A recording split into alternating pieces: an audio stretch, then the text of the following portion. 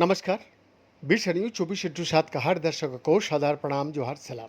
दर्शक, भारत का उच्च न्यायालय यानी सुप्रीम कोर्ट ने कॉकरोच जनता पार्टी का प्रदर्शन के दौरान हुई हिंसा से जुड़ी याचिकाओं पर सुनवाई के दौरान बड़ी बात कही है। कोर्ट ने अपने पिछले आदेश में संशोधन करते हुए कहा कि गंभीर अपराध वाले लोगों को कोई राहत नहीं मिलेगी।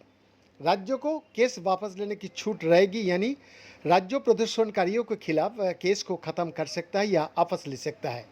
मामले की अगली सुनवाई दोबारा दोहरा रहा हूं दर्शक, राज्यों को केस वापस लेने की छूट रहेगी, यानी राज्य प्रदर्शनकारियों के खिलाफ केस को खत्म कर सकता है या वापस ले सकता है।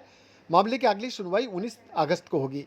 सुप्रीम कोर्ट ने कहा कि आपराधिक वाले प्रदर्शनकारियों आदेश का मतलब सिर्फ उन लोगों से था जिन पर गंभीर अपराध जैसे हत्या का आरोप लगे हैं, यानी छोटे मोटे आरोपी वाले या राजनीतिक वजह से प्रदर्शन करने वालों को राहत मिलेगी। केंद्र सरकार की तरफ से सॉलिसिटर जनरल तुषार मेहता जी ने कहा कि प्रदर्शनकारियों के खिलाफ एफआईआर को लेकर सरकार अपने पहले दिए वादे पर पूरी तरह कायम है। सुप्रीम कोर्ट ने यह भी कहा कि 28 जुलाई के आदेश का संबंध में स्पष्ट किया जाता है कि दिल्ली और कई भी अन्य राज्यों प्रदर्शनकारियों के खिलाफ दर्ज एफआईआर को बंद करने या वापस लेने के लिए वो स्वतंत्र होगा। सीजीआई ने अपने पिछले आदेश में संशोधन किया। आदेश में आपराधिक इतिहास शब्द का अर्थ गंभीर और जघन्य अपराध बताया गया है। दर्शक, सुनवाई के दौरान वकील गोपाल ने कहा कि हमने ऐसे पुलिस वालों को चिन्हित किया है जो वर्दी में नहीं थे या उनकी गतिविधियां सही नहीं थी। ये मामला सीधे तौर पर छात्रों और पुलिस को लेकर है। बहुत गंभीर उल्लंघन हुआ है।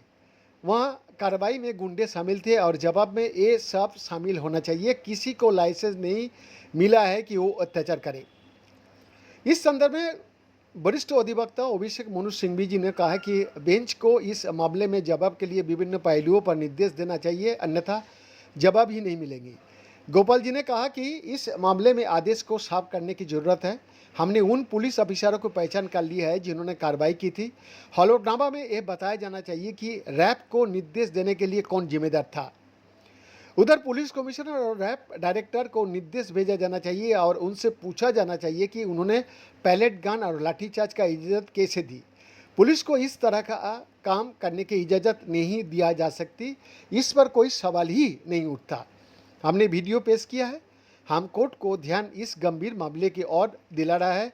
हलफनामा में इन सवालों का जवाब दिए जाना चाहिए। एमजी ने इस संदर्भ में कहा कि कई ऐसे लोग प्रदर्शन में थे जिन पर रेप, मर्डर समेत अन्य आपराधिक मामले पहले से है। मेहता जी ने कहा कि मैंने बृंदा ग्रोवर के साथ लिस्ट शेयर की थी। उसमें रेप, मर्डर और पॉस्को जैसे मामले थे।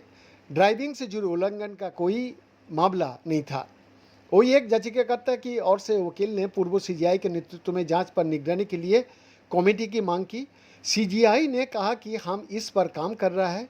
एसजी के बार बार बीच में बोलने पर गोपाल ने कड़ी आपत्ति दर्ज की। बीएन का एक्सक्लूसिव रिपोर्ट।